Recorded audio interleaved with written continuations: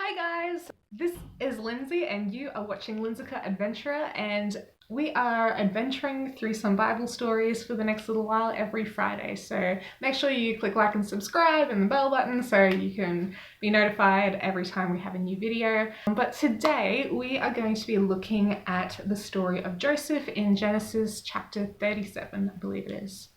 Yeah, and we're going to just kind of look at some of the things that have been standing out to me as I've been reading this, and I've been reading this story my whole life. Like, I love this story. I read novels on this story. It's such a good story. There is so much good stuff in there. And if you want to read a good novel on this, there's one by a woman called Terry Fivash, and I would highly, highly recommend that you read that and you get the full cultural immersion out of that story the way that she puts it as a historian. But that aside, from what the Bible just directly tells us, there are a few things that we can understand and gain from this story. So I guess I'll just start with some of the family dynamics and what's going on here. So Joseph is the 11th son of Jacob, who had 12 sons and at least 13 kids, because we know they had a sister called Dinah. And Joseph is very, very clearly Jacob's favorite son, even though he's the 11th.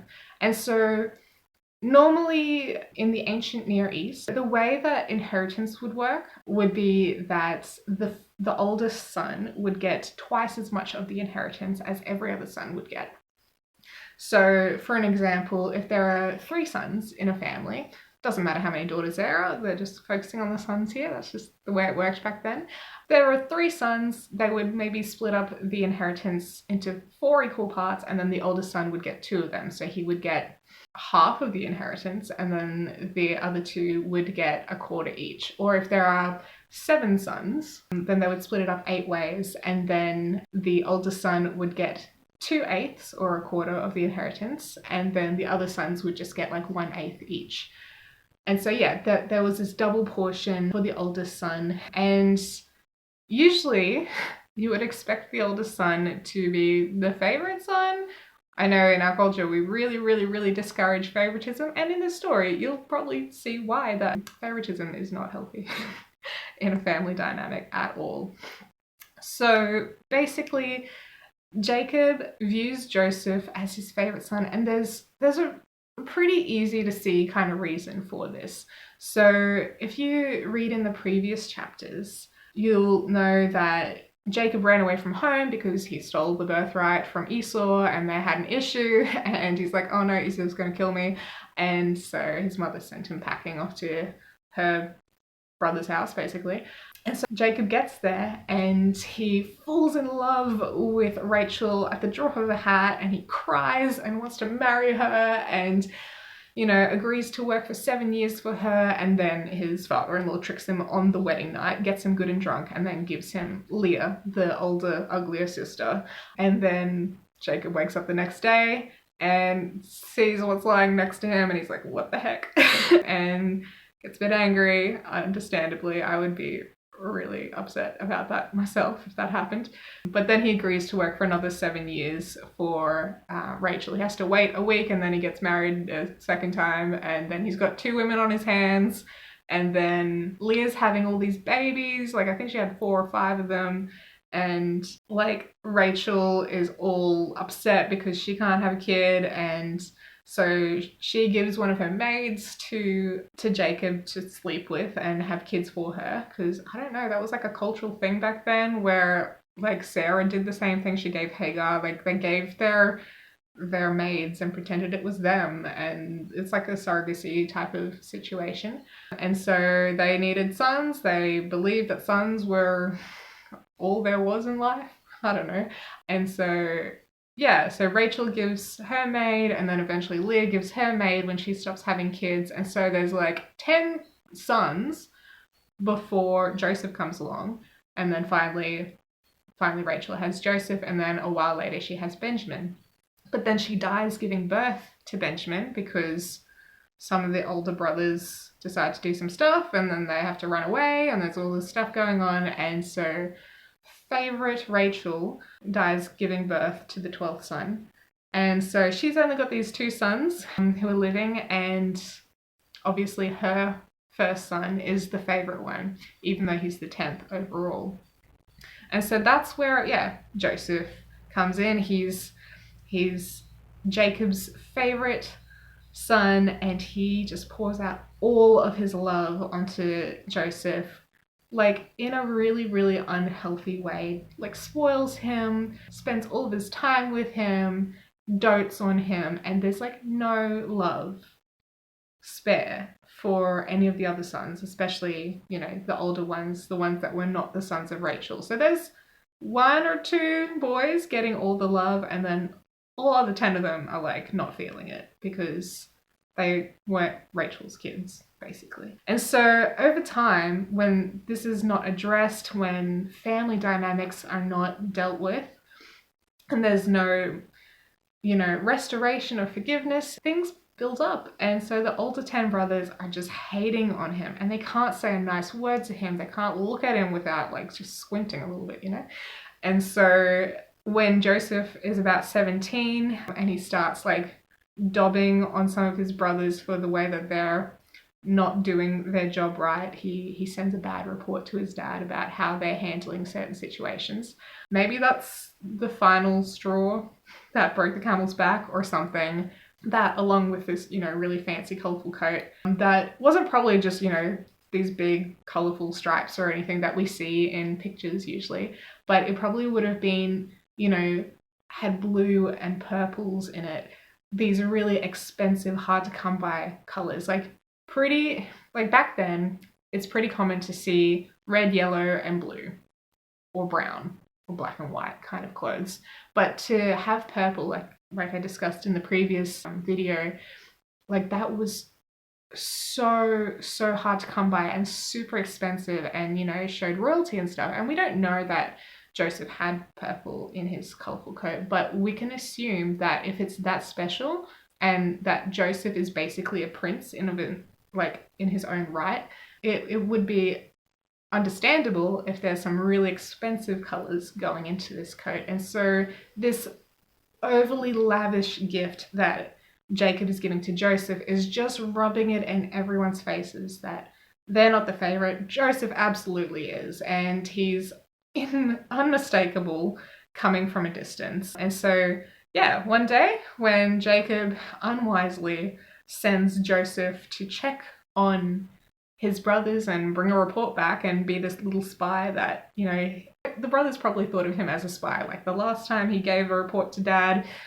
some of us got in trouble and we don't like him, and now, yeah, it feels like he's a bit of a spy. Yeah, but before all this happens, before he gets, you know, mobbed by his brothers and sold into slavery, he gets these dreams, and these dreams do come true in the end, and they are dreams of greatness. But Joseph, as a spoilt 17-year-old, is very, very unwise to share these dreams with his whole family. And so he tells the first dream, and his brothers get really upset, and they're like, do you think you're gonna rule over us? What the heck?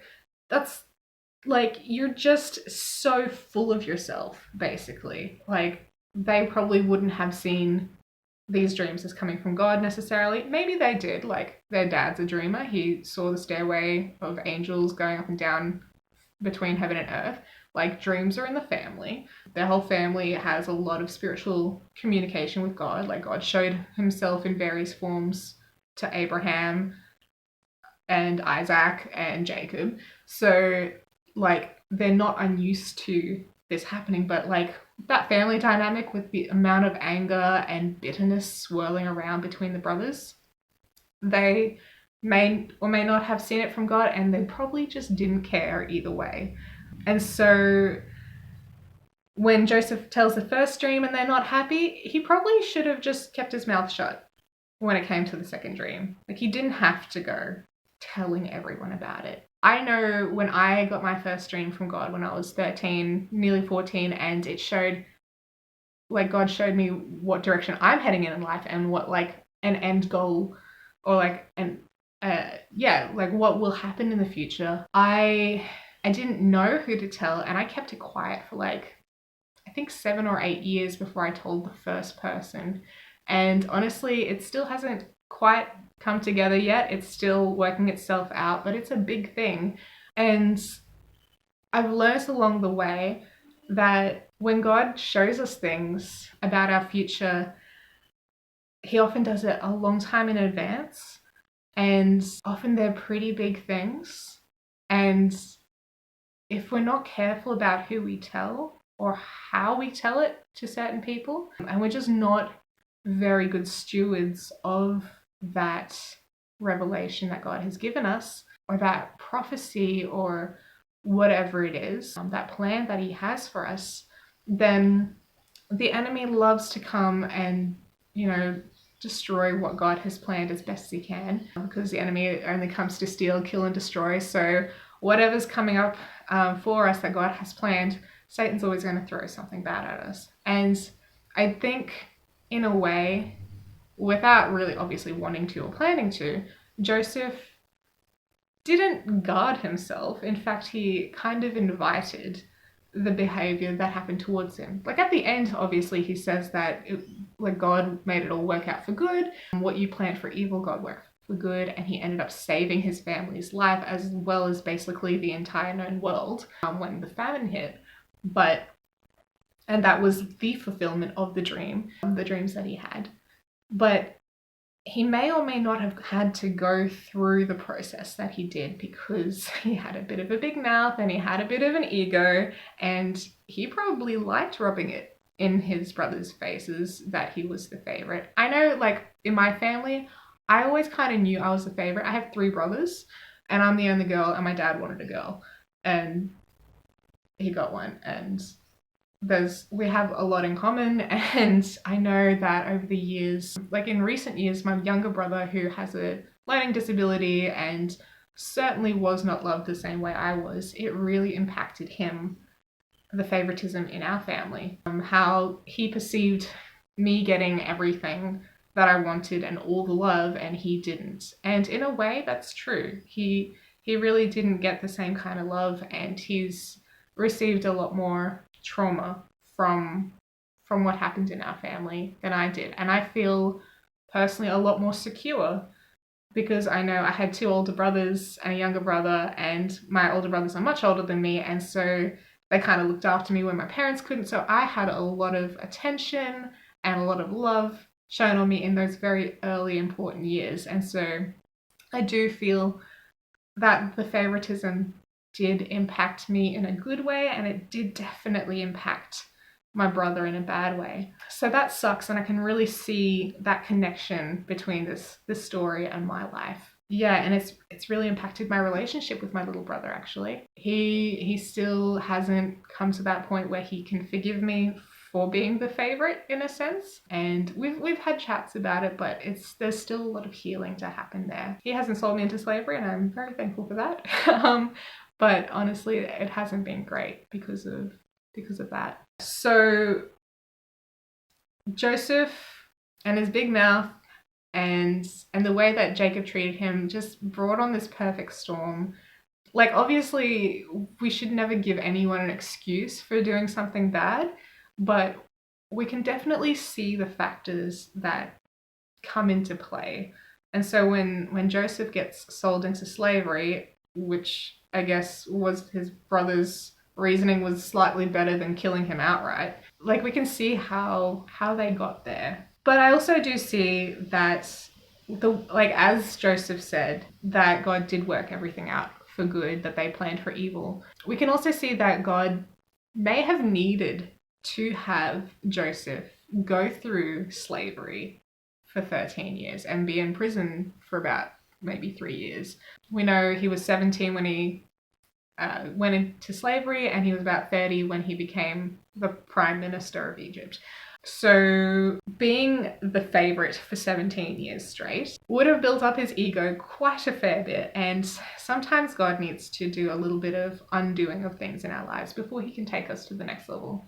I know back in 2017, in January, I was at a summer camp, and I heard God say humility. Well, I heard the word humility twice originally, and I said, "Hey God, are you trying to tell me something?" And then it happened straight after the 3rd time, and I was like, "Okay, God, I hear you. Humility is the word." And I'd never had a word of the year before, and I didn't know if I liked having the word humility as my very first word of the year ever. And then that year was honestly such a humbling year. Like, it kind of went from bad to worse, but it really needed to. And having just that one word in the back of my mind really helped me understand what was going on and why it needed to happen. Like, I, probably from being a favorite along with other things, grew up with a lot of pride. And so that was 2017 when God first said that out loud, in a sense. And he's still saying it today. So I am by no means fixed. And that was, what, 3-4 years ago? And I'm completely honest about it. I am still prideful and self-righteous and think I'm better than some people sometimes. Like, this is like a real issue for me, and there's a reason why God keeps telling me the same word. And after the first year of going through what I did, I thought, all right, cool. We've done that. We've done the humility year. Can we move on now? And for a little while I didn't hear it, but then I heard it again recently. I was like, oh, okay, we're still going. All right then. It wasn't just like a box to tick. It's like an ongoing lifestyle commitment to being humble, which I think is like a fruit of the spirit or something. It's related to the fruits of the spirit at least. So I'm glad God is still humbling me and teaching me humility and breaking down and casting out my pride, because there is no room for pride in his kingdom, and I'm okay with that. So yeah, basically, for the kind of ego and the kind of favoritism and the kind of person that Joseph would have become in his teenage years, you know, with all of this love and adoration and praise and lavishment placed upon him by his father, you know, the person in our lives who kind of gives us our identity in the human world, at least. Yeah, he wouldn't have thought that there was a single thing wrong with him, and he, yeah, would have been, we wouldn't like him. Nobody would like him, I'm pretty sure. We wouldn't want to hang out with Joseph when he was 17. And so God knew this. God loves us. God has so much endless grace for us. And so in his endless grace, he took Joseph through 13 years of humility training. And that started by being sold into slavery. So Joseph starts working for, being a slave to the guy who's in charge of looking after the Pharaoh's life. Basically, he's his chief bodyguard. And how he gets there is actually quite interesting. I don't know if this means anything in particular, but it's interesting to me, at least, that it's the Ishmaelites who buy him and take him to Egypt. And if you recall, the Ishmaelites are this tribe of people who are descendants of Ishmael, who is the son of Abraham and the Egyptian slave Hagar. So that's a whole other story, obviously. But I find it interesting how God still uses that mess up on Abraham's part and still uses it as a link between Abraham's descendants and Egypt. Even though we always seem to think that Egypt is that evil place that you need to run away from and you know, be delivered from, in this sense, God was taking Joseph to Egypt, and this is all prophesied in that really weird chapter, Genesis chapter 15, with the burning pot. Check out Genesis chapter 15. It's a great one. I need to do a story on that one, actually. And God fully tells Abraham that his descendants will be in exile for 400 years in Egypt, basically. And so God works in, honestly, the craziest ways that make no sense to us most of the time, I'm pretty sure. And so God is bringing Joseph to Egypt using the means of the descendants of the screw up on Abraham's part, and that child that God was like, this didn't need to happen. You didn't need to do this. This was not part of the plan. And yet he still weaves it into his plan down the track, which I think is a really good example of God's grace and love. Yeah, so basically I think that's all the thoughts that I really had on this story at this point, where Joseph is a real spoiled brat and God's like, before you can become the prime minister and people's lives are in your hands, you need to actually learn how to be nice and work with people. And yeah, so I know in my life, God has done a lot of things that I do not appreciate and I found and find quite humbling.